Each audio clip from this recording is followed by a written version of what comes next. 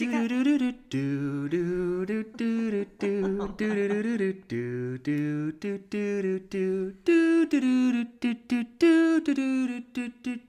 you like my singing? You look very Sophisticated. classy, sophisticated, elegant. I think so. What's changed? What has changed is our sponsor for today's podcast, Lennox. These are Lennox wine glasses, and I've got this heavy set that they've sent Let me us. see. Look at this branding. Ooh, that is a beautiful color. Lennox is amazing. Would you like to take today's sponsor and let the world know about Lennox? I would love to. All right, guys, meet Lennox. Lennox has been America's leading tableware, giftware, and home entertaining brand for over 130 years. Inspired by heritage and designed for now, Lennox is happy to be a part of your home and the moments you create in it. Whether you're engaged, newlyweds, or just moved in together and need to build out your space, Lennox is there for you. Lennox is the iconic brand you can always trust for your wedding, registry, and home. From gorgeously designed dinnerware to long-lasting flatware and top-notch barware that's been chosen as one of the best barware collections by Brides on the Knot. So if you want to visit Lennox and get yourself some fancy dinnerware or some plates or some wine glasses, they have a huge, amazing collection at lennox.com, Lenox. And at checkout, if you use the code word Freddie Alyssa, you will receive 20% off your order. So thank you, Lennox. Amazing. Cheers. Cheers to Lennox, baby. Cheers to Lennox. And today's episode, I am very, very pumped because we have our great friend Molly Burnett in the house. And for those of you who might just be joining this for the very first time, Molly, myself, and Alyssa have been friends, like really, really good friends. Not like, you know how friends are friends. These are like best friends, tight, gone through a lot together, celebrated a lot of success together, had a lot of fun together. We've really gone through it with each other. And we absolutely love Molly in this decade relationship. Aww. And we love catching up with her. She's doing so well. She's crushing. She's just crushing. Her Queen of the South is just absolutely on fire and is doing so well. And we just are so happy when our friends or anyone in general is succeeding. Amen to that, baby. It is, but we're not gonna stay too long on this open because we had a riveting conversation for almost 2 hours. We could have kept going. We could have kept going. She wants to come back on the show. I think. No, she does. Never hear from her again. We love you, Molly. Love me.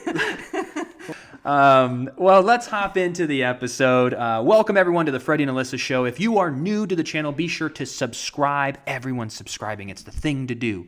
Like, comment, all that fun YouTube stuff. If you're watching on Facebook, like and follow. If you're listening on a platform like iTunes and you want to leave us a 5-star review if you think we deserve it, that would be amazing. We've been putting out content now for over 3.5 years. We're having a blast, and we get to do what we love because of all of you. So thank you so much for showing up every single Wednesday, supporting our show. We really, really appreciate you. But without further ado, enough of Freddie and Alyssa. Let's hop in to Miss Molly Burnett. Well, you're calling in from New Orleans. What's I guess just like we could start off with a softball question for you. Then we'll get into STEM theory and everything like that in the future. Yeah. What's it been like being in New Orleans? How long have you been there? How is the show going? Like, what's going on with Molly Burnett? Well, we went out here in March for about 2 weeks, and then at about midnight on Friday during one of our like in the middle of a shoot, our showrunner came hauling in and was like, "We're shutting down, go home." So I left my car and all my stuff here and dipped back to LA, and they kept saying like, "It'll be 2 weeks, like when then we'll circle back," and everyone was like, "Yeah, 2 weeks," and I was like, 2 weeks, that's not what's gonna go down here, but that's okay. So then I was in LA, obviously, and then around September, flew back to get my car and send all my stuff back. So I was like, well, it looks like it's going to be a while, and I need my car. In September? In September. So it was 6 months. 6 months, yeah, into filming half of episode 1 and half of episode 2. Gosh. So we had half of each in the bag, and then that was it. And I came back in September to get all my stuff. And then October, they were like, "Hey, we're going back." So I had to send it all back out. Oh my gosh. So you shipped your car or you drove it? Nope, shipped it, flew here, shipped it back, got the call, shipped it back. Stop it. And now we're here, living our best lives. I mean, me and my dog. So I've been here since October. We just started episode 9. Wow. And so far we had here's a funny little tale. It's really hot in the South and it's very muggy, and I like it because I get cold easily. And I had a crazy, there's some SHIT goes down this season. Ooh. And I had a scene where I had to be outside, a night scene outside. And for the first time in 10 years in the South, a universal freeze happened. Texas, I'm sure you saw it. Texas was covered in snow. Ted Cruz was nowhere to be found. The entire South. Mexico. Mexico, which the jokes write themselves, but I digress. With his daughters. Oh boy, I can't. He's like, I'm sorry, the meme that really got me about that was the guy from the Titanic. Remember the guy that grabs the girl and is like, I'm all she has? And they let him get on the lifeboat. That was Ted Cruz when he got caught going to Mexico, like, but my daughters, and everyone's like, anyway, circling back. So we had to do the night shoot, and it was like 3 degrees outside, and when there's humidity at 98%, it feels like -6. And of course, Kellyanne's never in like a sensible pantsuit and sneakers. She's always in like Valentinos and a tank top or a small dress. And so we were doing this. It was like midnight. We were like this, and they're like, and action, and you'd have to be like. So very curious to see how those. What about the breath? Isn't that a dead giveaway? The breath was so. Alyssa, who plays Teresa, and we had another scene outside during all that, and we were dying because it looked like we were just ripping a fat joint doing the scene, because it was just. I guess I could have said a cigarette. That probably would have been more PC. I apologize. No, that's all good. Okay, weed's legal in half the country, right? So we can. Yeah. Anyway, the breath. So I don't know if they're gonna edit that or. That's what I was thinking. Maybe they can take that out, but Yeah. I don't know. How's it feel now being, because you're in a home, you have your own little spot there in New Orleans, and what's it like living somewhere else for 4 months? Because you pretty much lived in LA for most of. Have you ever really spent 4 or 5 months in a different part of the country? You know what? I went to college for my 1 year of college in New York, and then before I dipped. And so I did live in New York. And when I say I lived in New York, I mean I lived on Staten Island, which is where the school was. And it was a shithole, but the school was beautiful. And that's not true. If you're from Staten Island, you are lovely people. But I did live there. And but yeah, LA since I was like 19. So this is the first time I've ever really gotten to experience, a different world. very curious though, actually, because I feel like we never talked about this. What made you go, hey, I'm just going to drop out and go to LA? Like, was there a defining moment for that?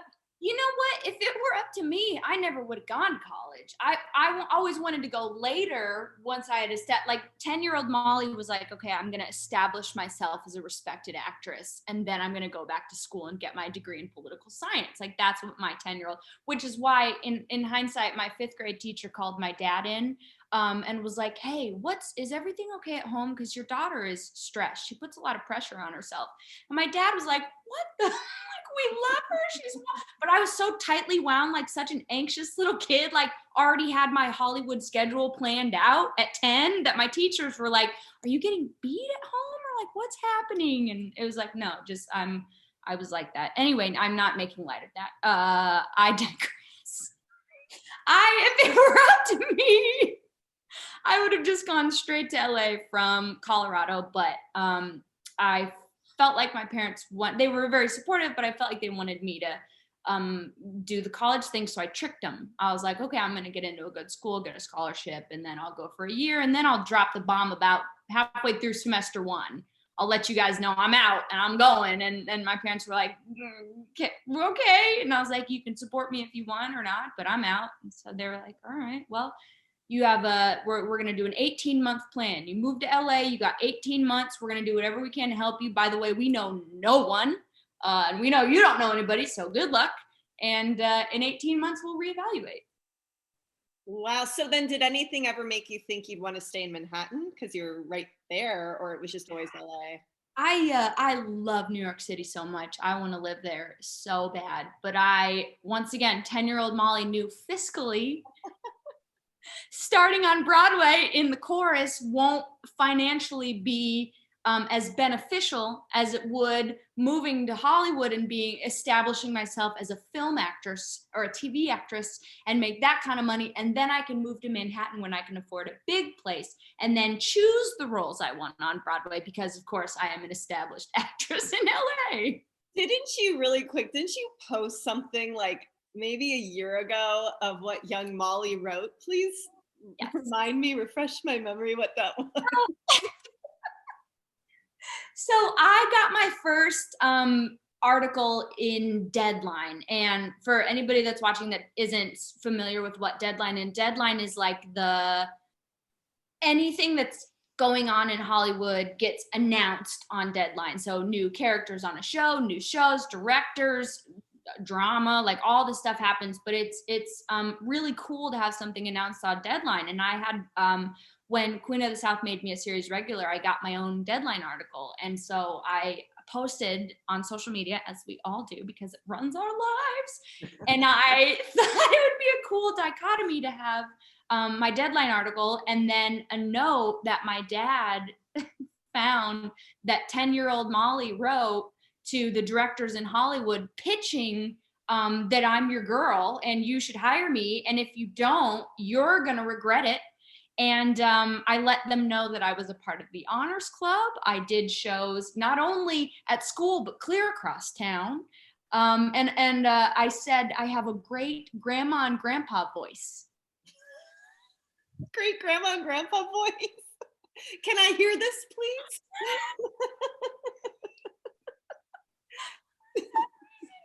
Little Molly could I talk like this. And it's not that great, but when a 10-year-old's walking around talking like this, it's weird. And you're like, keep doing it, I guess. So I got affirmation from that and boom, it became a thing.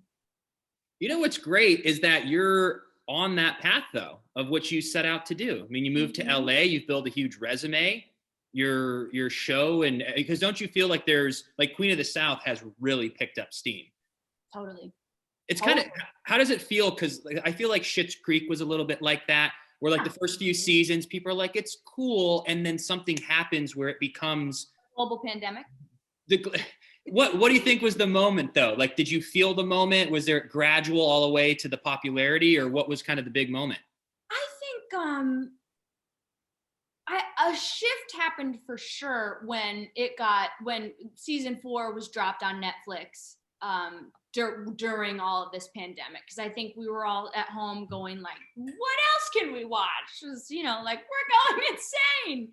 And humbly, I think Queen is an awesome show. And so when season 4 dropped, and I love finding shows where there's a whole bunch of seasons, because if you're I just started Search Party, which I don't know if you guys have started that. It's on HBO. It is hysterical and dark. And yeah, write that down because it is amazing. And I actually worked with 2 of the actors, Jeffrey Self and Cole. Cole. So funny. He's so funny. But anyway, it's this amazing, weird dramedy about this girl who somebody she knew in college is missing, and she's the only one that's trying to find this girl. And it's this really messed up, funny thing. But anyway, there's like 3 seasons of it, and so I was so excited. I love when you get to binge something. So I think when Queen dropped and this was the 4th season, that was at least a week of television. Yeah, you get to see. I feel like these days I'll watch a season of something that's new, but then by the time season 2 comes out a year later, I'm over it. I'm like, I don't really want to watch that. Like I sat down this year, looking for just things to watch, and I go, let me check out Breaking Bad again, just because I watched it so long ago. Totally. It was amazing. Yeah. It's so good, and I watched all the way through. But I love that you can see the whole thing. It seems like these days, the things that are really going viral and people are talking about, it's more than just a season. It's almost like the completion of something. Totally. Jeff Daniels said it beautifully. He said he was thinking about quitting the industry, and he's an amazing musician, by the way. So he was just going to go make some folk songs. And because he said he didn't want to play the old washed up dad of the hot up and coming new actor in a film. Like that was the trajectory. You were the guy or the girl, and then you become the parent, and then you're the funny grandparent, and then whatever it is. So he was like, I didn't really want to, that trajectory wasn't very fun for me. And streaming and television really took off, and the newsroom and all these amazing shows. And he realized he got to have all these really meaty, cool roles. And instead of doing a little 2-hour picture, you get to do a whole novel for people. So we're watching novels now as opposed to, the Cliff Notes version. Because what can you really do with a character in an hour and a half? It's tricky, right? Like, I think some people can really create some special things, and there are some just absolutely fantastic movies there, but really getting a 8-episode, 10-episode, 13-episode story arc is, for an actor, is such a treat as well.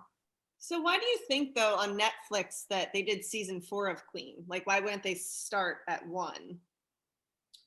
No, all the seasons were already on Netflix. Oh, they were? Mm-hmm. Yes. So season 4 dropped, and everybody's like, oh my God, same thing as Schitt's Creek. Like, there's 6 seasons? What? And so then you get to start at the beginning, and then by the time you're done, you're super invested in this show. So I think that was the moment when it was like, oh wow, there's a lot of. And is there any you don't have to answer this is too personal, I'm just curious in general, but if you get picked up on a Netflix, is that the same as like being picked up somewhere else residual wise, or is it not come down through the actors? I haven't. Really? Wow. And I think SAG's negotiating that. I think there's some trouble around that, because you have these streaming services that are so wealthy, and they haven't figured out how to make that financially beneficial for not just the actors, but the writers and the directors and everybody else. And I think there's a bit of a hiccup there. Because you think it would be at least a buyout, right? Where you're like, but I don't think any of the creatives get any of the. Wow. Yeah, that'll be an issue. They'll have to figure that out, because that's repurposed. I guess the good way to look at it, though, is that it's extra promotion. It's helping you build your brand bigger, get more followers, get more, awareness in the industry. Yeah, absolutely. But it'd be nice to get a little cheddar. It would be, especially because I still get residuals from Days, like, and they're it's not bad. So if people, a small amount of people are watching the reruns of Days, but people are beaten to death these shows on Netflix, and none of the creatives see a dime for it, that just doesn't make sense to me. Yeah. Something with Days that's been going on lately. I don't know. I think it's because they were picked up in some foreign markets, but I've noticed an actual spike in residuals the past couple of years. I'm like, right on. And I do my research. I'm like, this is from 2012 and 13. Does that mean another 6 years is coming? Let's go. I'll go to Africa or Australia. I'll do some promotion. Yeah. Let's pick a new country each week, and we'll just start sending it there. My favorite is when they put Days on, what was it, E early morning? Or Bravo, I think it was Bravo. And it started the year that he started on Days, and it played for what? 3 weeks, and they canceled it. I was like, oh my God, this is going to be huge. And I'll never forget, there was a time that the network Pop, picked up Days for a minute, and we got a really big chunk. And I remember Eric Martzoff, he goes, yeah, that was nice. And then they just pulled it right off, just took it right from us, or whatever, Martzoff, however he said it. But if it would have stayed on Pop, or it would have stayed on Bravo. Holy hell. because we have so many episodes. Like we would have gotten like livable income 100%. and they pulled it from both. But I still think they'll do something with days other than the foreign markets. I think that'll run for a while and we'll be able to get some extra. But I think I don't know what they're going to do with all these episodes if and when it ever stops. Like you're just going to let that go into the cloud. They'll probably put it on Peacock or something. Yeah, I'll bet they'd throw it on Peacock. Who knows? But wait, with the streaming though, apparently you don't get residuals. Right, so it doesn't mean anything for us. If they can throw it wherever they want, throw it on the wall, still won't see anything from it. Do you feel what's the how's the vibe of being, maybe vibe's not the right word, but I spend too much time on TikTok. What's the which we'll get to. Oh, I'm saving that because that's gonna be like, oh my God. Just because we all started it kind of together, like we'll talk about all that in a second. But being part of an ensemble or like something like Days or the many different things that you've done, but I feel like with Queen of the South being a smaller cast, do you feel a different vibe or energy of being like the star of a smaller cast compared to a bigger cast like Days or like different things that you've done? Like, do you feel a little more like, I don't know if ownership's the right word, but like a bigger part of it? Or is it all kind of the same? Like, do you feel like it's more collaborative? Because on Days, sometimes I feel it's a collaborative effort. Yeah, totally. But you were always just like a number in a way. Yeah. Where it seems like you're so vital and it's almost like your show. Do you have any feeling difference there? Or is it all the same to you? You know, I think I have a little bit, for somebody who was such a confident, cocky little 10-year-old saying, I'm going to be a movie star, I have a bit of imposter syndrome, especially this season. Like, I don't think it's landed that I'm a regular and I'm a part of this show. And I wonder if it's because in season 2, I was in like 8 episodes, but I was kind of like, you know, just doing some stuff. And then season 3 had a bigger part. It was like a gradual thing. So I don't know if I have ever really been like, I'm an important part of this show. And I think I should allow myself to feel that. But I just know that we are all a family and we all work together and we feel comfortable around each other, and we it's the same type of thing. I guess with Days you would have your like pod, right? Like, here are the people that you're doing all your scenes with, and then the other people that live upstairs, you don't really interact with them. You're down here. And like with Queen, because it's smaller, we all are it's like we're all in that little pod. It's all it is. It's like that, you know. I mean, yeah, I guess that's probably like a bad example though, because soaps in itself is the only thing that has that many cast members that are regulars. So I guess like film or TV, there's a different feeling.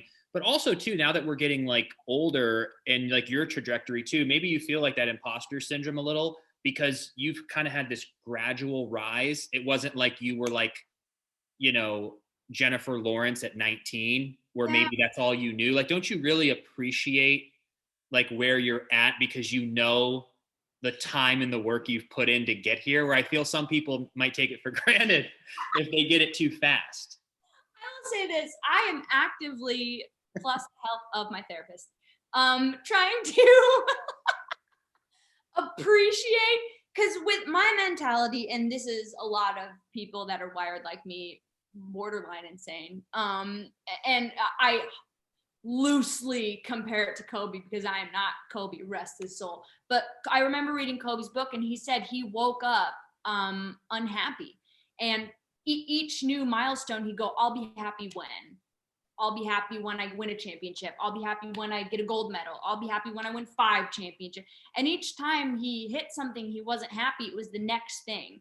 And so the irony is I'm finding myself starting episode 9 of a show with people I love, a show that I love, doing a character that I love.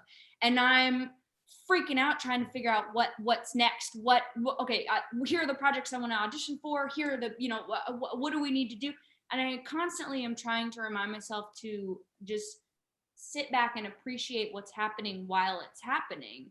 And I sometimes will need a reminder to look behind and go, oh, wow, yeah, I have done a bunch of cool things. And I have worked really hard. And I have created this little bit of a world where, you know, I have wonderful people who enjoy what I do. And so it's kind of that dichotomy in my brain of like, you don't deserve any of this, and appreciate all that you busted your butt for.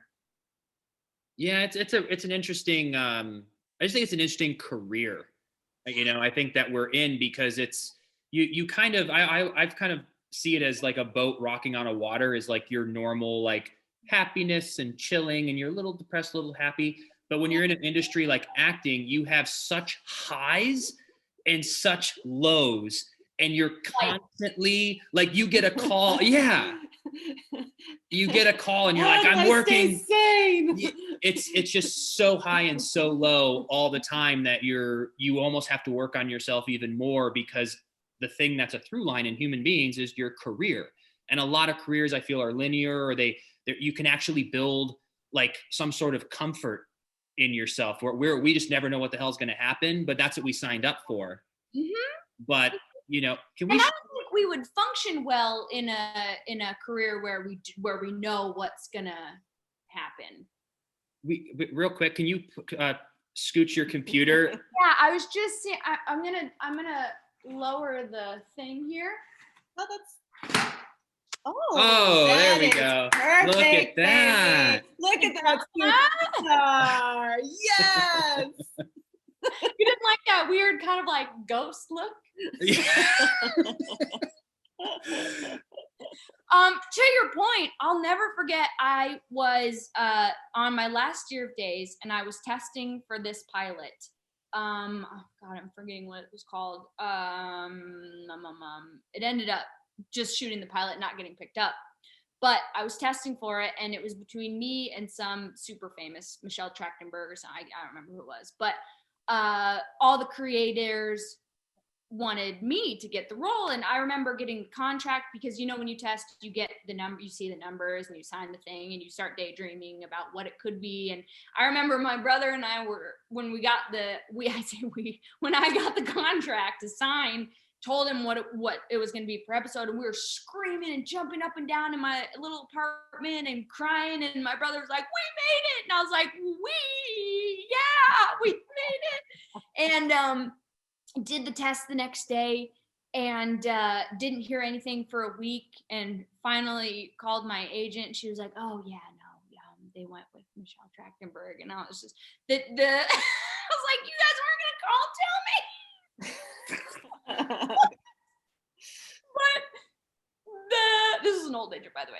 Anyway, but the unreal highs and the devastating, because it's not just a low, it's and it has nothing to do with you. 99% of the time it has nothing to do with you, but it's hard not to take it personally. So not only is it a low, it's like you're not good enough low. You're like, and not only is it a high, it's a you're the one high. So like that, it is just, the difference is it'll make you crazy.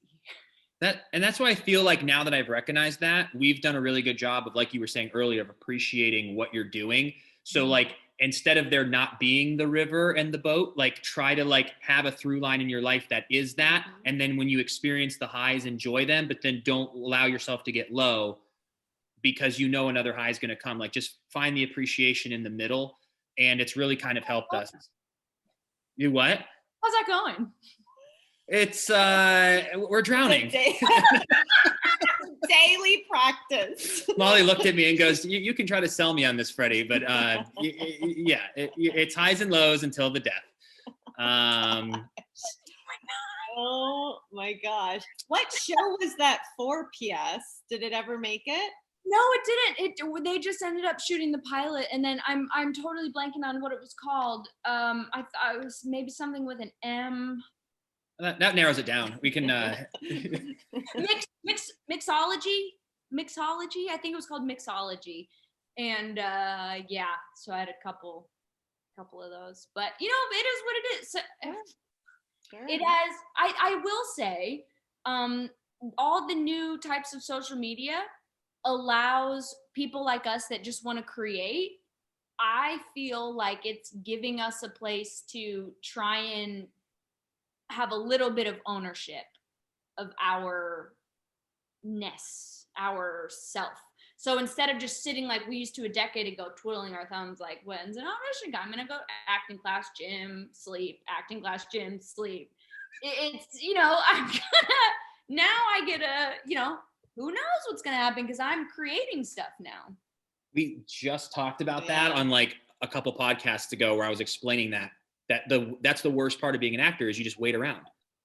Totally. And now we can actually create every TikTok, every video you put out is an audition. It's an opportunity that someone will see it, or that it'll go viral and more people will see it. You could get an offer for your own show. You could get an offer for we have more control. Cause even like you said, the gym and acting class is maintenance and building, but it's not an opportunity.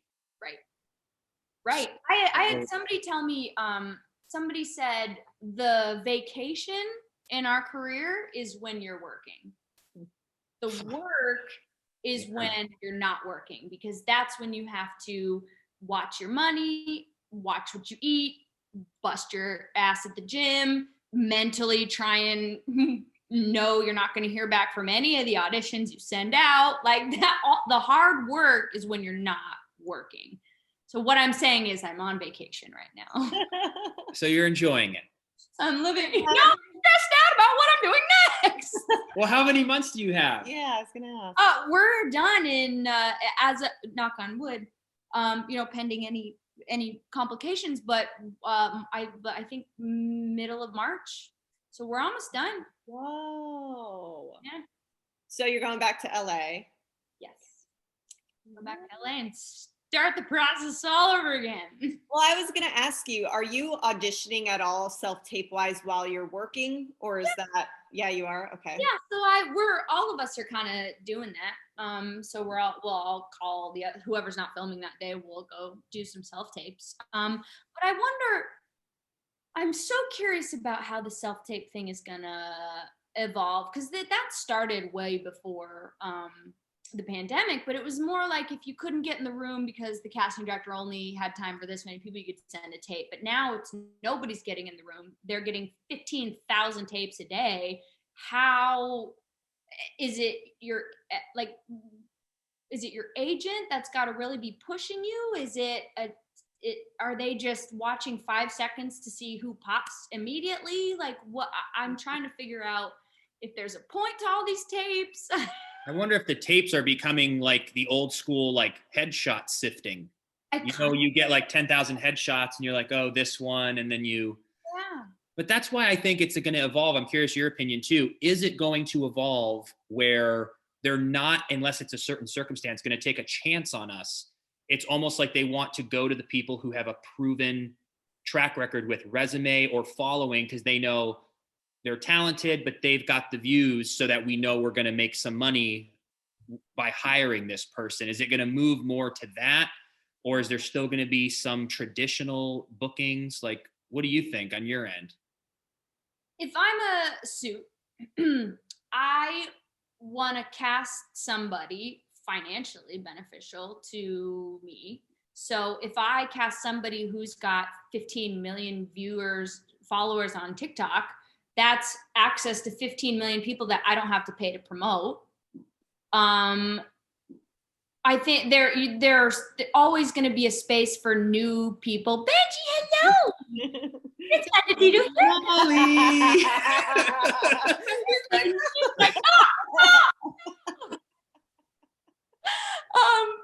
There will always be a space for new up and comers. I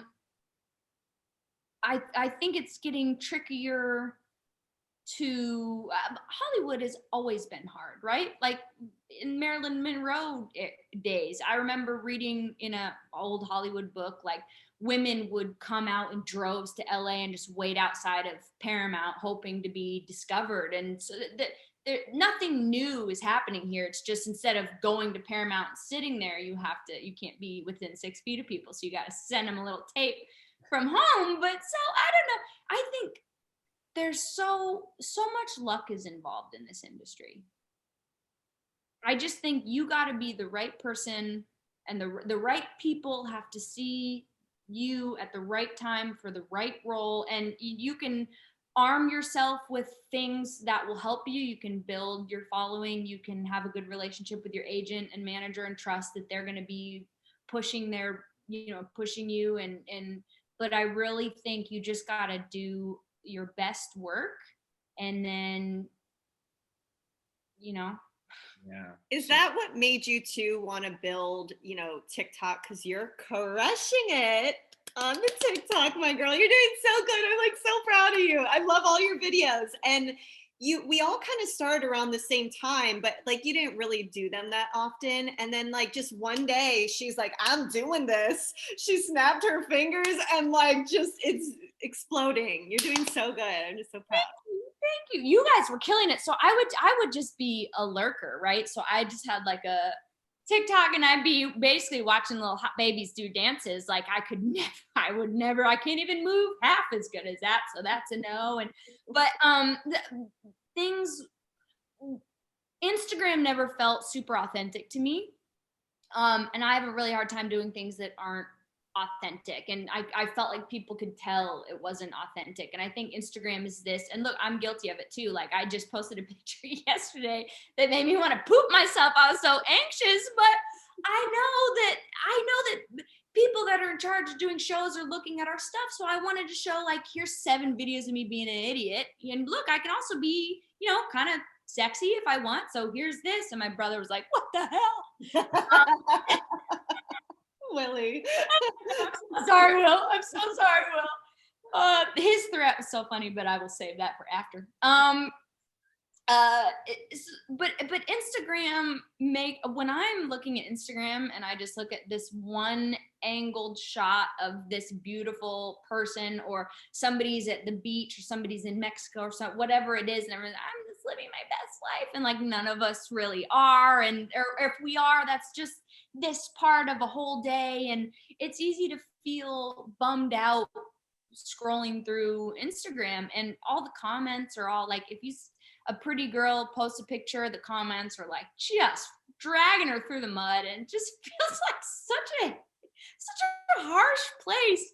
And I started spending more time on TikTok, where people are weird and funny, and they don't, not everybody looks the way they do on Instagram. And there are some super hot people on TikTok. There will always be hot people, but my algorithm is showing me, relatable weirdos, LGBTQ allies, transgender allies, people that have so much guts to put their stuff out there, and then you go through the comments and it's affirmed by people that are like, heck yeah, you're awesome, this is amazing. And I just felt so much happier on TikTok, but I was too afraid / technically not proficient enough to edit anything.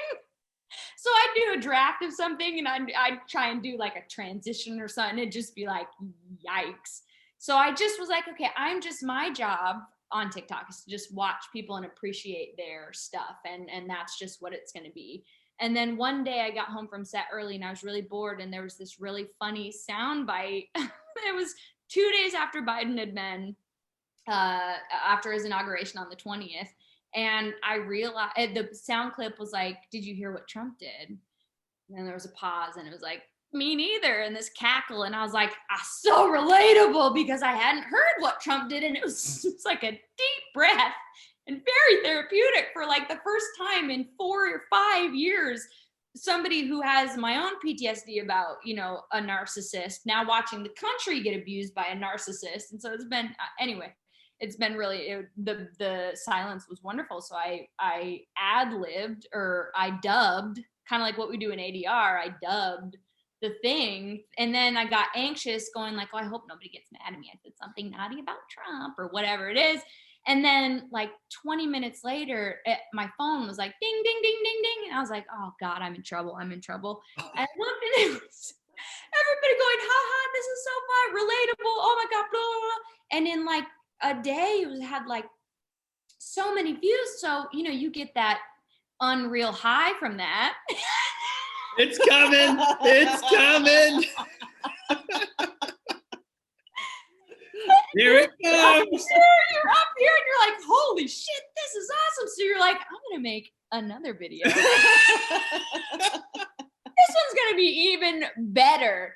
And it's like, shoot, and it's like 7 views, and you're like, so we understand the feeling in our career. I feel like our careers have built us for this moment on TikTok of the highs and the lows of, you know, people's affirmations and views. But what I've realized doing all different kinds of TikToks is you just have to do what Gen Z can sniff out inauthenticity. They can smell it. And they should be able to. And I think people can smell out inauthenticity. I think that's why Trump was so successful, as frustrating as he was he was the most authentic dipshit in the world. But it was authentic. So people bought into it, whether it was to hate him or to worship him. And so what TikTok does, and you watch the people that are authentic in whatever sector they're choosing, those videos do well. And then obviously you have, if the timing is perfect or something looks really cool, or those get views too. But instead of worrying about the views, I just wanted to make videos that would make me laugh. And if they make you laugh too, then cool. And so if you look at my first TikTok and you look at my most recent one, like, you know, I'm getting better technically. Yeah, you are. Yeah, you are. And I gotta say too, so I saw that you did one about Disney. You're on a show called Jessie, and you played a character named Darla, who apparently, allegedly, pushed Jessie down a well or stairs, or it's a well? Well, yep, allegedly. Allegedly. And you had this footage that you made this TikTok where like paint was being squirted on you. And I mean, it's not squirted. What's the word? What would you use? Shot at me by a cannon. Yes. Like, it's so funny. And the fact, A, you have that footage, I need to know who shot that, because I'm like, this is incredible. Because you shot that what year? That was a long time ago.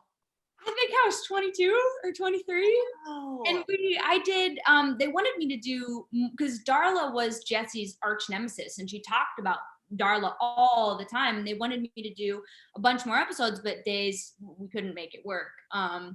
So I ended up just doing like 3 episodes, and I did 1 episode on a show called Good Luck Charlie. That was such a fun show and such a wonderful cast, but it was 1 episode. And the fact that there was such a reaction to me sharing that I had played those 2 roles just tells you Disney's just playing that on loopskis. And I love it. Well, and I was telling him too, I think that a lot of the people who are like grown up now on TikTok, maybe they're like 20, 21, all those years ago. Grown up now? Well, you know what I'm saying, but all those years ago, they were watching you and they're like, oh my gosh, I know her. So now they're adults, but Right. they recognize you. So I just think that's so cool, because you really had so much success with the Disney stuff, and even obviously Queen of the South TikToks too. You had the whole cast doing that Nelly song, and how did you get them to do that? That's awesome. They're like in it, and they're like, I'm down. I did not think, because I would get all these messages or comments, people being like, please get the cast to do it. And I'm sitting here thinking like, there's a 0% chance I'm going to get anybody to be able to do this. None of them are on TikTok. Half of them don't, you know, Alicia's always a goofball, Teresa, and she's always down for stuff. But also, you know, we're shooting some serious stuff, so that it's hard to be like, do you guys want to make a funny video right before we kill this guy? So, you know, but we that day that was a crazy film day, and we were just all in a big group hanging out in the waiting room, and there was long periods of time between setups, and so we were all watching TikToks and joking around, and then I saw I think Hemke, who plays Pote, showed us the video, and Alicia was like, we got to do that one. That's the one we got to do. So me, Alicia, and Hemke were going to do. We got Charles, our hair guy, to record us. And then Peter, who plays James, walks in the background judging us, which is very, very Peter. James, very James. And I didn't know if it would, because I knew Jessie, TikToks about Jessie perform well, but I didn't know if anybody would even know what's going on, and we posted it, and it was such I think it's fun to see actors outside of their characters. I think that's a really fun little thing. So hopefully I can get at least one more out of them before we're done. Well, that's because it's in an authentic, goofy way. I think that's the thing that TikTok brings the best of, is that there was a time when I did TikToks for a while, because we actually took all of 2020 off of TikTok. Like, we did it for 4 months, and then we were like, oh, we're not going to do this. So we didn't post maybe like 3, all of 2020. And then when we had our wedding, we're like, oh, this is something that might get some traction. And then our wedding ones didn't, but we were on the app again. And I was like, beautiful, by the way. Oh, thank you. Baby girl. And I was literally, my dad took a nap, and he comes out, and I'm literally sitting with my little flowers and my thing of whiskey watching, and my dad's like, what's up? What are you doing here? I was like, they're getting married. And so he watched with me, and it was so sweet, and it's just so beautiful. I'm so excited for you guys, and we better effing party when we're able to. We are. We're gonna probably we're gonna do we haven't really figured out when, but like, I think once everyone gets like a vaccine and stuff, and we can all get together, but maybe even like next Christmas or New Year's, because it'll be our 1 year and people are off work, and we can get together. But that's one of the cool things about this place that we're staying at, is that we actually have space for the first time ever, like where people can like stay. Because in a 2-bedroom apartment, you could never have anyone visit, because they'd have to not only spend money on plane tickets, but then a hotel. Right. So it would discourage people from coming. So like, I'm not going to drop $12,000 for 10 days. Damn, what are they saying? Just the exaggeration to really punch the story. But no, but now we have like a little guest house here, and it's nice for people to come. So we can't wait for the pandemic to be just like over or more controlled, so that we can just have friends come and just like, hang out and interact with humans again. I know. Right? Great. What is protocol like on Queen, like with everything going on? What's that like? Yeah, we wear masks all the time, which hair and makeup love. And my skin's so sensitive that I always have these little lines right here, so I have to like hold the mask for a while but everybody around us has double masks and a space helmet on, because they have to, we all have to protect ourselves from everybody, and I think the cast, for the most part, it understands and has been respectful of, don't go out and be an idiot. Like, if one of us were to test, but look, things happen, but if one of us were to test positive, we shut down production for 2 weeks, and that's people's livelihoods, and there's definitely a weight to it, and so none of us have really done anything, but we only shoot 10-hour days now, which I actually hope carries into post-pandemic, because those 16-hour days are rough, but so we have to the days are shorter, and we just have to be really careful, and you the first couple weeks was a little weird, and then you get used to it, and now it's just normal. What do you do what's your schedule like? Like, have you kept yourself busy? Are you always working? Do you have a few days off? Like, what do you do? Because you really can't be with anyone, right? Yeah, I make TikToks now. My girl. How did you find like, I feel like you really found a good niche. Like, you can watch somebody on TikTok and you can see like, oh, this person's new, but like, good for them for trying, because I was awkward and then I got better. And then you find people who are trying to figure out who they are. I feel like you really found, like, I know what I'm going to get when your stuff comes up. So I feel like people know why they're following you. I had like a bunch of random videos go viral. So I feel my following on TikTok doesn't even know. Sure. Like, some people. Are we going to get a truck with the top going on? What's been hitting really well is like, there's all these like young cool guys, and I go, you guys, you don't know Freddie Smith at 22. I'd be your competition. All right. You think you're like cool now. And then I'm like, no, I'm still cool. And then I do a video of being 30 and having Tums next to my nightstand, and it gets millions of views. And I'm like, oh wait, now I'm this like, It's humbling. yeah, I'm not like this like young Hollywood guy Sway anymore. boy. You've Uh-huh. been a sway boy. I'm not a babe. sway boy. Wait, now what's a sway boy? I feel like you talked to me about a sway boy. So all the like little younger teenager, well, they're not little young teenagers. All of the 20-year-olds have these houses that they live in. Oh, okay. I know of a hype house. Yeah, hype house. So they call them content houses, and they're all different groups. So the sway boys are like, Are they the sway boys or is it just the sway house? it's probably the sway house, but I'm calling them the sway boys. And they're all like these 20-year-old guys who are always working out and like doing their dances and you know. Making millions. Yeah. Yeah, just they pooped Firing. 7 million.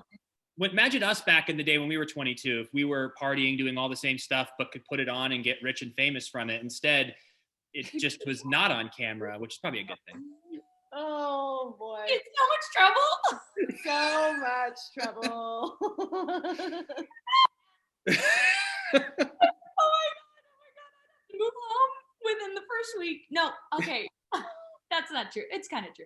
I think that if I could live in a house with like other people that want to create funny, cool stuff, not like, you know, like not that, like create like King Batch, like that kind of content, I think that would be such a cool thing because you're just around weirdos who want to create stuff. So I think there's a lot of pros to that, but obviously, you know. Oh, huge. And then the cross promotion. Exactly. Like you put each other in each other's videos, and that's how the whole like Team 10, I think the Logan Paul, Jake Paul, like that crew in YouTube world and Vine world 7 years ago Yeah. did it first, where they just got 10 guys who were all creating content, cross promoting, and then they would like date a girl who had like a couple followers, but then brought her into the mix, and then she has 1.7 million. And you're like, how does she just like drive in her car and have all this because she's so famous from being in that, what do you call it, incubator? They do that in the tech world, like the incubating kind of place. And You used to have to be in a Justin Bieber video to get that kind of views. Now you could just be in some guy's video of him lifting a 25-pounder, and it's like, yeah, it's just big. Yeah. So I don't know. I think it's just really neat. I'm still trying to find out who I am on the app because on my Instagram, I feel like I really know what to do. Like I'm very big on stories and like just be real and show it, but that's not TikTok. yeah. So I have to be funny. But I've never done many funny videos, but Because you're one of the funniest people I know. So it's interesting to me that you're struggling being funny when you're so funny. well, And I thank you. feel like that, like I just think about Addicts Anonymous and how you're like, I feel like you should create that character. The what was his name again? Gary Goldberg. Gary Goldberg, and start doing videos, and like that might be because that's so funny and so niche and so you, but that's a side of you that people don't It would be, and I could even batch the videos. I actually thought about that because imagine putting on a polo, khakis, tucking in glasses, but then shooting like 7 videos and having it ready for the week. Yeah. So I could batch it. I thought about doing that, and then the more I'm doing myself, it's not that I can't be like funny, but I guess it's just like I just make skits. Like I've never just made a skit. Yeah. Like, yeah, because the ones that have gone a little viral, I've been funny in, and it feels really good. It's probably the best I've ever felt when people are writing, ha, ha, ha, you're funny, sharing it with their friends. I'm like, wow, like there's nothing better than when people think you're funny. It's like a cool feeling. Totally. But I have to get good at making little sketches. Like I did one where I was going to the dentist, like making fun of like the healthcare system. And like, I liked it. I thought it was funny, but it was also just like, I don't know. I don't really know. And then if you do trends, I love trends because it's already built in. The idea is built in. So I don't know. I'm still kind of dabbling with it, but how do you like find your ideas? Do you just do it through trends, or you get an idea and just film it? Like how do you do all that? I mean, well, one, I have this wonderful woman, Kale, who's helping our show's publicity. and she is a queen TikToker. So she'll help, like, she'll be like, hey, this is trending right now, or this is, and then I'll look at it, and see if there's something I could do with it. But really what I do is I will be laying in bed doing nothing, and then I'll see a soundbite that I think is funny, and I'll just be like, oh, okay, I'm gonna do it, and I'll do it, and I'll post it. And like I don't have like videos lined up for me to post, or like I don't, like, it kind of happens for me in real time, or I'll think of one, Yeah, we're the same. and then maybe that afternoon I'll do it. Yeah, that's how we're trying to do it. She actually has a little bit of a niche that's working where she's doing like pop culture green screen. Totally, yes. And it's working, but it's endless. Right. It's a niche that's endless. Like, to do comedy skits, you have to like really dedicate yourself to, because it can't just be good. It has to be funny, or it fails. So that's the interesting part where, like, have you ever seen the people who read the memes, like Bentellect? That one guy who goes, facts. Has that come across your oh my God, I gotta send it. It's going to now. You what? It's going to now that we just said that. Bentellect. Bentellect. But like it's so not easy. It's obviously a lot of work, but he can constantly just read memes on green screen, and he's got 5 million followers. But and then there's people who do music, who rap, and it's like they do it. So I'm just still trying to see where am I going to land so that I can pump these out, because I want to do more. Totally. But I don't know what to do all the time. Yeah, and you know what's interesting? For example, like Bella Porch. What is it? Because when I'll go on her page from time to time, like we all do, and I'll watch all her videos, and she's so unique, and so there's something about her where she can just do like, and I watch it 1,000 times because she's so, there are faces on TikTok that have that it factor, and what is it? Because then there are creators that bust their ass and make these amazing sketches, and they're so funny, and those blow up. But then somebody else can go on and do like a funny little face, and that's triple it. And you feel kind of bad for the person that spent 3 days making this whole video.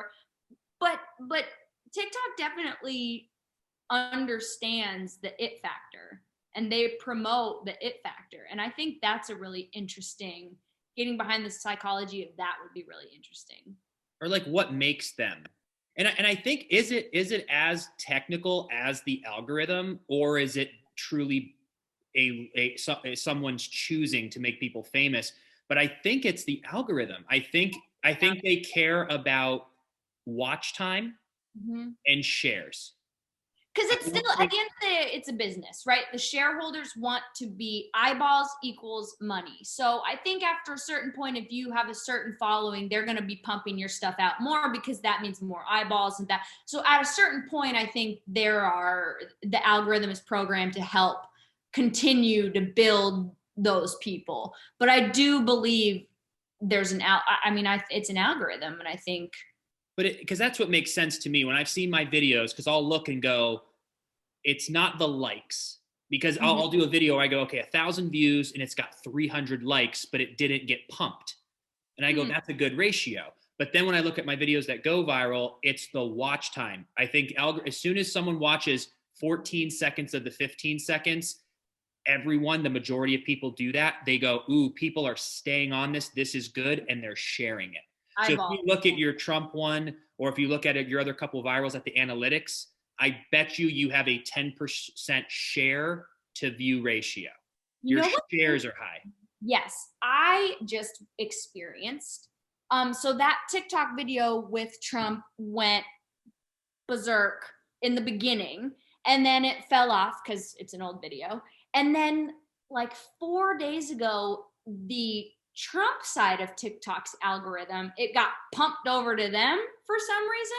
And so I got 50 stitches of these weirdos going like, oh yeah, this girl needs to be on her. Like the things that Tucker Carlson is clearly saying ad nauseum on Fox News, like the liberals need to be on meds, Trump lives in their head rent free. It was the same 3 statements like in everybody's stitch, but it was comment after comment after comment of these unwell Trump people. And I was trying to figure out like what happened for this video to get pumped over to the other side of TikTok, for it to blow up on that side. And at the end of the day, what I think the people that are taking time out of their day to bully somebody that they don't know, which in and of itself is a concept I can't understand. You could not pay me to comment some bullshit on somebody's video of somebody that I don't know, but I guess I'm just different. Anyway, what is it about this video that went over? Oh, no. My point was, whether you're shitting on me or you're saying it's funny, I'm getting views, so keep it coming. You know what I mean? Ah. And I wish I could share that without seeming bitter.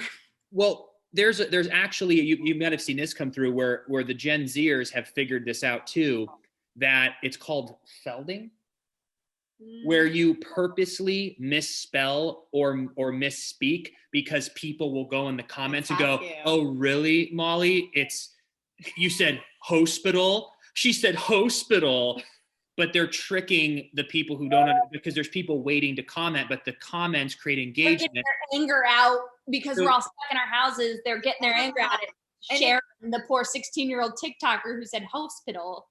Well, and if you can get people in the comments to just go against each other, you've got a viral video on your hand. Because when we did the vacation one with that fireball, the comment section blew up because people are like, we're in the middle of they called it a Pandora, a pancake. All kinds of funny they people. go crazy, but because they thought we were on vacation, and so people were just going crazy, and then other people on the other side were like, doesn't matter, guys, it's just a virus. Like, everyone was just going crazy, and that's what pushed it. And I was sitting there laughing. I'm like, keep it up, guys. I'm at my house. Keep fighting because this is fun. Also, what's great is I just found this out, you can edit what you see. So if you have words, so like orange, Trump, rent-free, meds, like you can pick these words, and if anybody comments on your video saying any of those words, the comment's there, but you don't see it. So it's such a funny image so I did a bunch of crazy words that are on my edited list now, so I don't have to see them because I'm an empath, and I still, even though it's like, screw you guys, I still absorb it.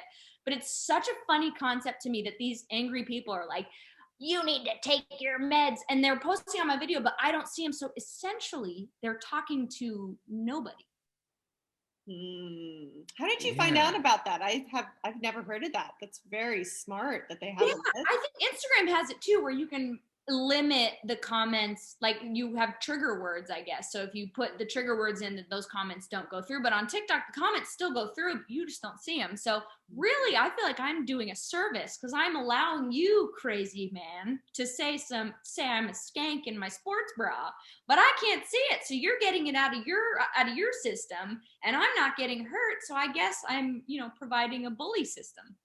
That's actually that's a great idea to like go through, because you will get hate every now and then, but I'm kind of numb to it at this point. Like we've you know what I mean? Like the more you get of it, you almost just start going like, first of all, you don't know anything about me or what I'm doing or what I'm saying, and it's hard to get enough context in 30 seconds.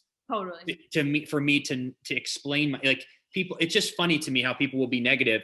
But another little hack that I found on TikTok that really helps me is, did you know that if you do like, you talk and then you pause and then you talk over here and then you have little segments, you can actually go back and edit those. Now that I knew, but I didn't. I had found out on my first TikTok live last night that I finally got the guts to do and had such a blast.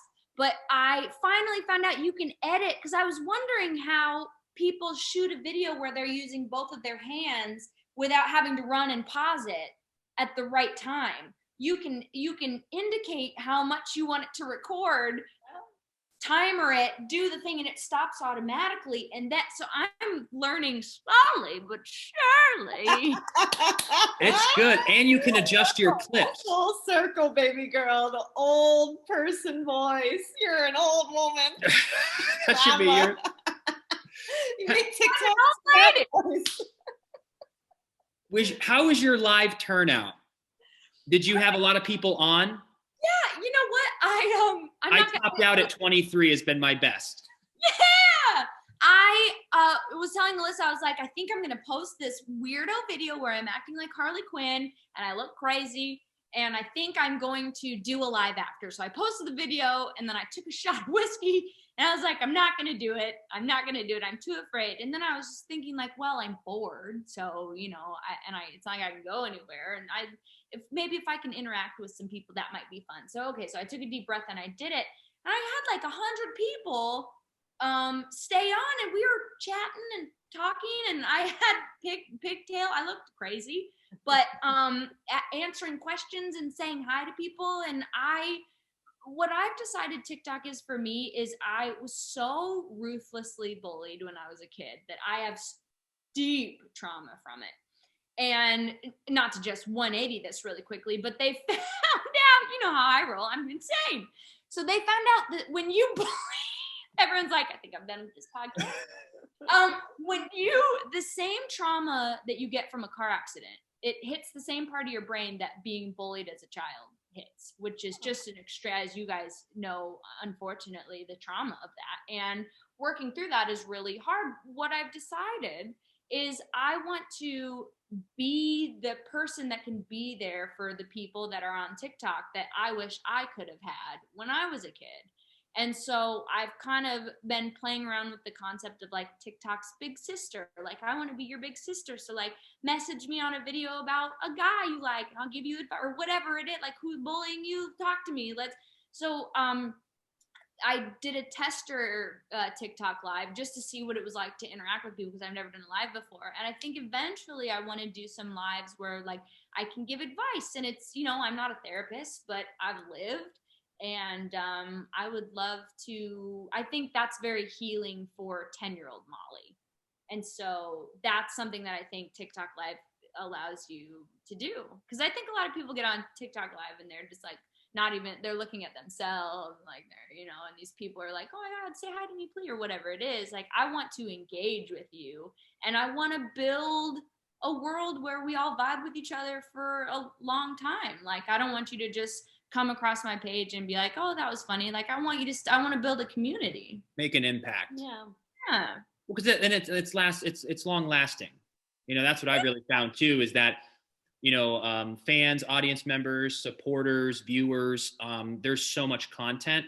And if you don't put in the extra mile to make an impact and actually care and build relationships, people are going to move on to the next thing. So that's why we've been doing it too, a lot more. There's something about live that you connect on a deeper level because both people are in this moment together. It's not like they're watching a video that was pre-recorded. They're there with you. Right. And I've been able to build such deep relationships going live. So I kind of cycle through, I'll do TikTok, Instagram, Facebook, and I just go back and forth so I can connect with everybody. What's the difference between the three, have you noticed? There's got to be a difference. In what regard? Like your Facebook Live audience versus It's I'm sorry, we talked about it before the podcast. Now we're talking about it during. Facebook scares me so much. Do you know, or is it the same people that just follow you from Instagram to TikTok to Facebook, or is each one a different group of people? It's different. It's different groups. Sure. But do you have a Facebook fan page or just your Facebook? So that's where ours is. Like Facebook, my personal Facebook page, I posted about in the past 2 years, all I've posted is a picture and then our wedding, but I never go on my personal Facebook page ever. I don't, for some reason, it makes me feel funny. But our Facebook business page or fan page is amazing. Awesome. Because it's not a bunch of friends or people from your life that might be judging you. Yeah. It's all the people from 2017 till today who are choosing to visit our business page and follow us because they like Freddie and Alyssa. Yeah. Not because Instagram's almost turned into a personal Facebook page where you meet people on the street and you follow each other on Insta, and it's a lot more peer based. Yeah. But our Facebook business page is just a bunch of wonderful people who love what we do. They're not like, ugh, Freddie and Alyssa again. Like they love it. Same thing with TikTok, same thing with YouTube. Gotcha. Instagram is a little different. But when I go live on Instagram, I have just a wonderful group of people there too.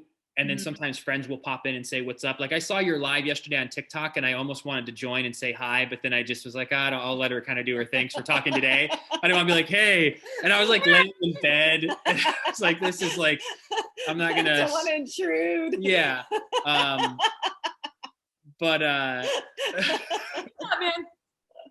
but anyway, it's different. Some people are in all of them, but it's really there's some people who just love Facebook and they don't follow me anywhere else, or they only follow me on Insta. So we are on all 5 so that people who only are on YouTube can see us. Because if they aren't on Insta or aren't on TikTok, they would never see our stuff. Yeah. So we do it that way. But TikTok, Instagram, YouTube are pretty much but Facebook for us, honestly, is just it's the best. It's huge. It's really cool. We have a big following over there. So Facebook was like a dark horse that just came out of nowhere, and we're like, yeah, wonderful. Okay. Yeah, it's just me. So already I'm so overwhelmed trying to do TikTok and Instagram and Twitter every once in a blue moon. Yeah. So I will get, per usual, I'm about a year behind y'all on stuff. So I'll get there in about a year probably with YouTube. YouTube is where YouTube's kind of the final it's almost like it's like the bottom of the funnel. I feel a lot of TikTokers and Instagrammers and people they're building there to bring people to a YouTube channel. Right. Because the monetization on YouTube is superior. Better, right? Yeah. It's superior. Gotcha. YouTube monetization is superior compared to everything else. You can obviously make good money on TikTok and Instagram when your followers are high. But on YouTube, you can have 10,000 followers, 20, 30, 40, and like make a living, where it takes like 1 million on TikTok and like 50 to 100K on Insta to really make income. So, See, but you have to, in order to have a YouTube, you have to make YouTube videos. Yes. It's a lot of. That's a prerequisite. That's where I'm like, no. What if I just post my TikToks to YouTube? And they're like, you can't do that. Because I also just found out, apparently, in typical Facebook, Instagram fashion, Instagram being owned by Facebook, the algorithm is no longer pushing your reels if it has the TikTok watermark. Yes. Which business-wise makes sense, but also like, listen, Zuck, you have screwed everybody. Can you give to let them have something? Well, it's just that extra work for us. Like we have to, I screen record it. So once I film a TikTok, when it goes to the page where you type and tag and hashtag, I click on the right-hand corner and I rewatch the video, but I screen record it on my cell phone. And put it over on your reel. Yeah. So or there's a website too that takes the watermark out for you. So just whatever works better. There are ways, it's just an extra step. And you're like, yeah. That's actually not a bad idea though. Because then sometimes I don't post all my TikToks to my Instagram because it's just a different vibe where people are like, what is this? That's why I throw in a half naked picture of me because just trying to break up all the TikTok. But people it's a blast. And I was so happy to see you building on TikTok just because it consumes you and like you get it. And like we're both obsessed, all of us, and like it's just fun to talk about because people who aren't on TikTok think you're insane, but when you're in the game, it's almost like the best thing in the world. It's taken over like chocolate ice cream and stuff. Like it's better than that. I'm waiting for the ground to fall out because nothing's, I'm waiting for oh my gosh. So I'm waiting for this, but because right now I'm here and this will come.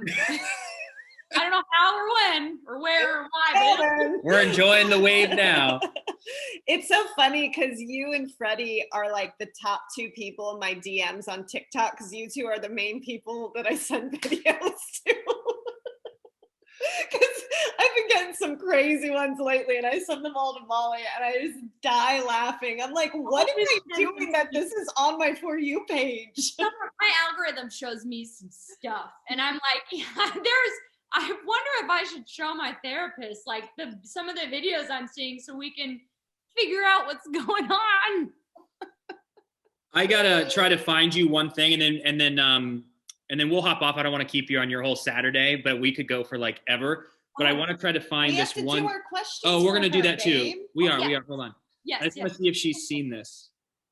Where's it at? Probably, yeah. Oh, by the way, how much do you hate when you get the TikTok that's like, hey, buddy, you've been on here for a long time. Maybe you should go get something to eat, or like, go get some rest and come back tomorrow. And I'm like, No, must get more likes. literally that, or I'm like, boop. I get the ones that say this is your sign to make an OnlyFans, and I go, excuse me? Yeah, girl. I've been trying to talk her into it. Just give up her entire life and career. Some of these girls are making $100,000 a month. Let's go, Alyssa. Oh my God, my hair. Financially. There was one video about the OnlyFans that popped up on my For You, and I looked in the comments because I was curious. I was trying to educate myself. Sure. Once I did that, it's all that. Me too. I'm always educating myself with the hot guys that do the videos where their shirts fly off. I'm like, Right. This is research. Or it could be like Bella Thorne and say, oh yeah, I'm on OnlyFans for research for a role. Maybe she was, but that was a great cover, if that's Excellent true. cover. she was on there for research for a role. Yeah, oh yeah. Do you know Aaron Carter's on there too? But he he shows everything. Everything. Yeah. I mean, honestly, like, yeah, it's, I think we can't. Hollywood is still hypersexualizing kids. QAnon's gonna go ape shit. Not like that, guys. Hollywood is still taking, Millie Bobby Brown, and all the interviewers will ask her, like, do you have a boyfriend yet? They're still doing that. But in the 90s and early 2000s, and we're seeing it in the Britney Spears documentary, Justin Timberlake's documentary about the guy that was the manager for Backstreet Boys and NSYNC, like the hypersexualization of these kids. And I think Bieber was kind of the last one of that. I don't know, but we're seeing what happens when you do that. And so whatever Britney wants to do, whatever Nick wants to do, or Aaron Carter like, I just pray for them, and I hope, because shit, I can't imagine what you guys have gone through. Yeah. Just a small. Oh, just there. Yeah. But as far as Bella Thorne doing I don't know, I think she's super hot. I also think, like, I don't know, I don't think it's not my place to say who needs and gets to, but I don't love how she handled the OnlyFans thing, because then a lot of people that are using OnlyFans to pay their bills got screwed, and I hate that. And I hate that we judge sex workers and porn actors, and like, well, you were watching it, but you're judging. Like, what we have to decide that we all can just live our lives. I think that would be a great place to get. It's asking too much. But Do what you want to do. But my argument in favor of Bella, though, because I've heard that argument before, is that, yeah, she came in and there were people who weren't celebrities who might have lost subscribers, and they put their $10 or $20 with her. But she also built a career that has a fan base, and like, you can't discount her. Not you. I'm not saying to you. I'm just saying, like, a counter argument to that, just as an interesting take on it. But that's what happened with TikTok. That's what happens with, Will Smith goes to YouTube, and we've been building YouTube, busting our ass. And then Will Smith comes over and gets 8 million in a day, or Jennifer Aniston gets 30 million in an instant. But you look at it as like, oh, but this isn't your thing, and we're working so hard. But they have worked so hard to build that fame, to have those moments. Yeah, and that's why people like Dwayne "The Rock" Johnson will go down as one of the most successful. I mean, he's destroying this Instagram influencing product development game, and it's going to be exciting to watch. So we're here for the ride. I mean, I'm excited to see how it all works. I want to show you this real quick. Have you seen this? Even if so, let's watch it again. Hey, you guys, I'm just gonna listen to your heartbeat real quick. Oh, what is it? No, your vibes are just a little bit off. I'm gonna prescribe you LaCroix. Okay, how often do you smoke e-cigarette? I don't think I know what you mean. Cut and grab, honey. I saw it sticking out of your pocket. What is it, a puff bar? Yeah. Okay, flavor? Watermelon? Okay. Okay, you had ADHD or you're just a Cancer. Oh my God, what? The sign, honey. What's your zodiac? We don't have it on file. I'm a Gemini, I think. Gemini. Okay, then maybe you're just a bitch. What's the problem? Well, I think I have kidney stones. Just give me 1 second to consult with the nurse. Alexa, okay, I did ask all my school online, so I'm just gonna refer you to someone else. If you have any questions, just snap me, okay? Hey, you guys, okay, I'm just gonna listen to your heartbeat real quick. Oh. Gen Z as doctors. And there you have it. I will say that's fantastic. I will say I want to make sure I continue to learn. I think us being on TikTok will allow us to not become the older generation that's like,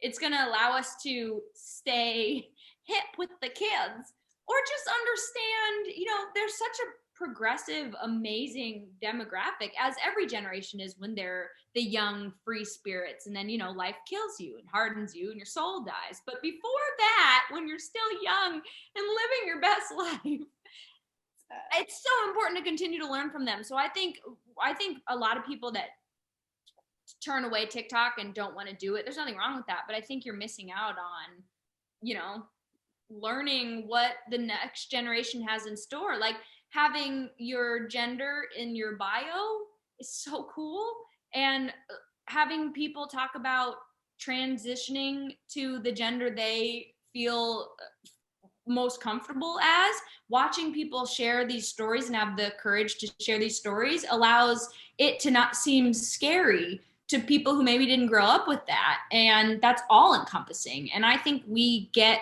being on TikTok gives us access to that so that we can help fight the good fight with them.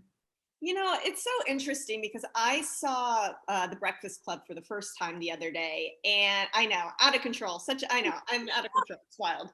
But it was so interesting that the vice president in the movie was basically sitting with the janitor, and he was talking, and he goes, what scares me the most about these kids is that one day when I'm older, they're going to be the ones running the country, the world, everything. And so now that we know what Gen Z is like, what they're doing, I'm not as scared because I feel like there's more of a bond created between generations, Every old generation is afraid of what the brouhaha, the new generation is. The boomers, they don't want to talk about this, but in the 70s, they were burning their bras and boycotting Vietnam.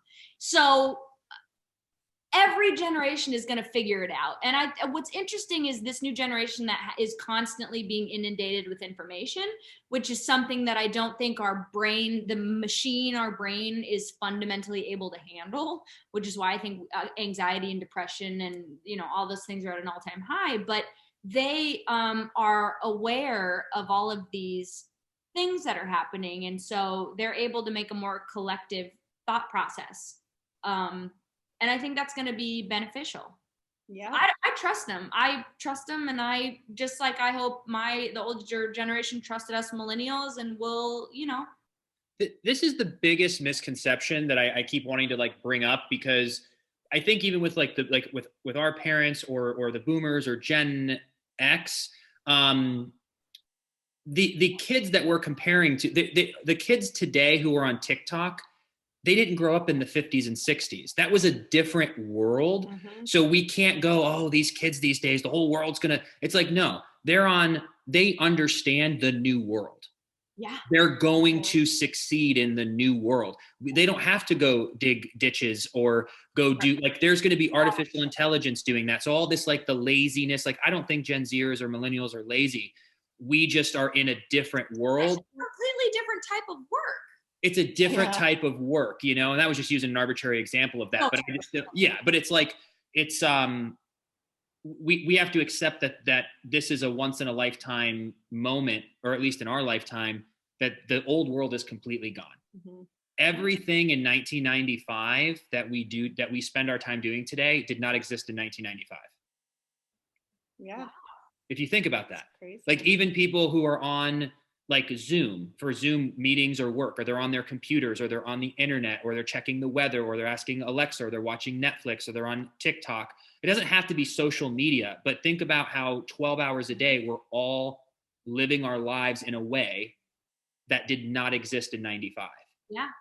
So what is, like you said in our very first podcast, I think that's always stuck with me, or our second one, of how if we were to wake up in 2050, we would almost die of shock because it's changing so fast.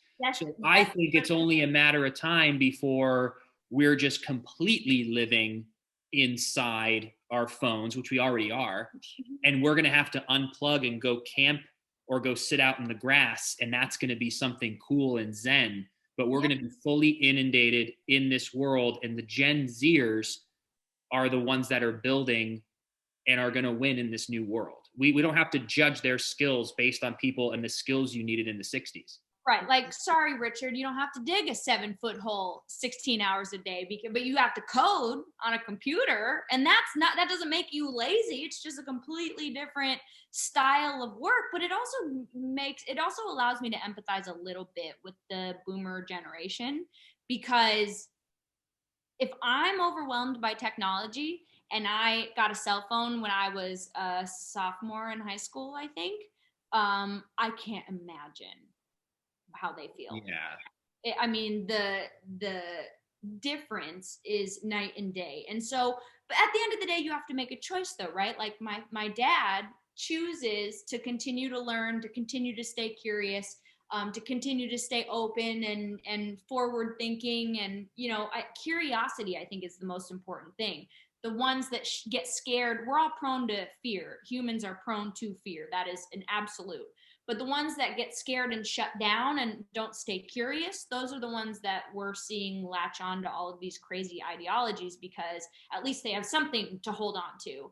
The ones that acknowledge their fear and stay curious and want to learn are the ones that I think are still thriving despite their age or their background, or where they came from or whatever it is. I really feel though too that millennials are going to be, that we are the most open-minded generation, which is really going to help, because we didn't have technology, then we did, and that's very rare. Like, we are the only generation, and I get excited to see what's going to happen, like with all the babies that are 1, 2, 3, 4, like obviously when they're older, because even my niece, I was on FaceTime with my mom the other day, and my niece was there. My mom goes, "Oh, I'll be right back, Jules, talk to Auntie." And so she was talking to me on the phone this. She's 2 years old. Talking to me like this. And then I go, "Jules," I go, "can you show me your dollhouse behind you?" And she took the phone and she turned it and pointed right at the dollhouse. I go, "You're 2 years old and you understand this?" I go, "What's that? What is that going to be like when they're 18, 20, 30? Like, what?" But we're here for the ride. I'm excited. I am too. And at the same time, it affirms my belief in Moore's Law, which means the reason we've never been contacted by another life source, because once we hit a certain level of intelligence, we kill ourselves off. Oh my God. And on that note, the Freddie Alyssa Show. Molly Burnett. But it's not the smart, curious ones that are going to kill us off, right? It's the ones that get scared and shut down and, have access to God knows what. That's how we're going to die. But anyway. I don't think we are. We could go on another tangent on that, but I actually, that's another whole conversation. But and then one more thing I want to say too that's really interesting is that I've thought about is when you're saying you empathize with the older generation. I also empathize in the sense that I think the millennials are the first generation that, because I think growing up, you would ask your parents for advice and guidance in everything.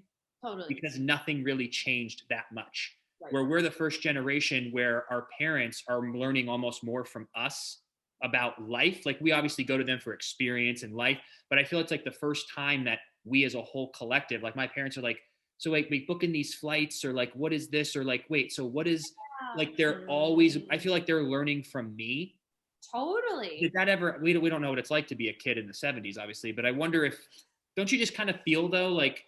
Yeah, well, I think that's why the boomers are having such a hard, I feel like that's disrespectful calling them that, but that's why they're having such a hard time, because now we don't have to listen to you like you had to listen to your parents, because we can just Google what the answer is, or we can ask, somebody in Sri Lanka what the answer is. And the boomers like, you have to listen to me because I'm your parent. And I think there's a disconnect of like, but I think our parents learn from us. If they choose to, they have to choose to. Yeah. Definitely. But the ones that choose to are absolutely learning from. And we being a millennial is so cool because we had one leg in the world where you were outside all the time, or you had 3 channels, and you have one leg where a phone is in your hand 24/7, and you lived a full life. If you're a millennial about our age, you lived a full 15 years-ish in this world, and you've lived a full 15-ish years in this world. And I think that's the coolest part about our generation, is we can conceptualize what both worlds are like.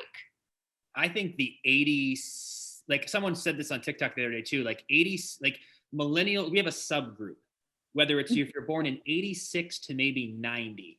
We're a very, very small slice of a millennial that is, you said it, that's probably the best I've ever heard it described. We have 1 foot, 50% of our life was old school, 50% new school, and we're that slice. If you're born in 96 or 97, you were a technology. I mean, we graduated high school without Facebook. Right.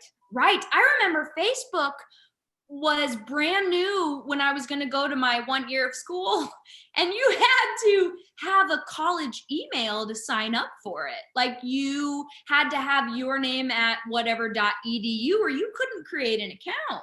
And so it was I thought it was this cool way of like, I'm going to maybe get to know some people before I go to college, where I'm going to have to learn all new, like maybe I can make some friendships. I don't know. And it was we were so naive, and how interesting that was our mentality at the beginning of this, and where we are now with Facebook. Isn't it crazy? Facebook started for college students. Now I feel the main demographic is, like 50 to 60. Like, don't you feel that demographic really lives on it? Well, that's kind of what happens, right? The new kids, and then Ellen DeGeneres finds out about it, and so she makes a joke about it. And then, the new trends always start now. They start on TikTok, and then Instagram gets the best of the funny TikToks like a month later. And then Facebook will get them like a year later. And then a year and a half later, it's on Jimmy Kimmel. So it's like this trend of who's hit when. I saw this meme when the Bernie Sanders thing was going around, where he had his mittens, and someone had a thing. They're like, my mom will send this to me in 2 weeks and go, ha ha ha, isn't this funny? I think we have a heads up being on TikTok, because we're, we know what's popping. And we learn all the lingo, like, and just how everything's changing. So it's a really cool experience. And like, I would love to we have to have you on more often if you would love to be on, because you trigger some really awesome conversations. This has been just like a blast. I think likewise, I'm really going to enjoy it. Yeah, well, thank you, Molly. And then if we just want to hang out to do that little Fast Five, maybe we're going to call it. And but thank you so much for being on. We appreciate you so much.